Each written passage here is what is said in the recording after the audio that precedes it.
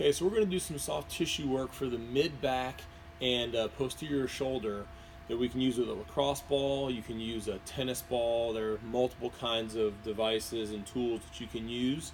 A baseball might be a little bit tough because of the seams, and it might move a little bit differently on the wall. Okay, so I'm going to show you my left arm. I'm going to bring the lacrosse ball over my shoulder.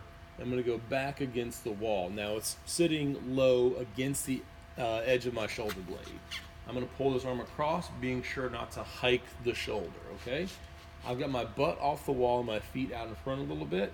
The head is back and chin is tucked.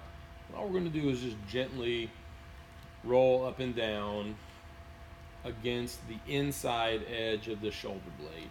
You can also go across, okay, side to side. You just don't necessarily want to roll over your spine or the inside edge of your shoulder blade, okay?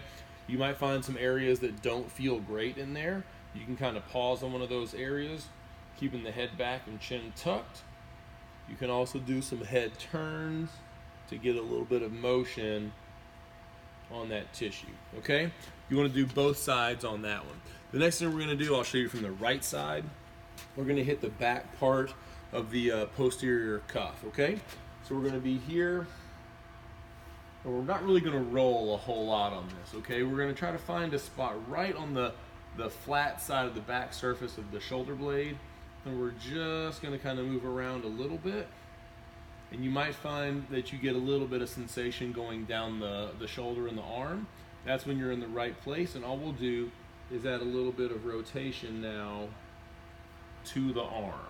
Okay, so I'm going to roll in and then roll it out. So internally and externally rotating on that trigger point.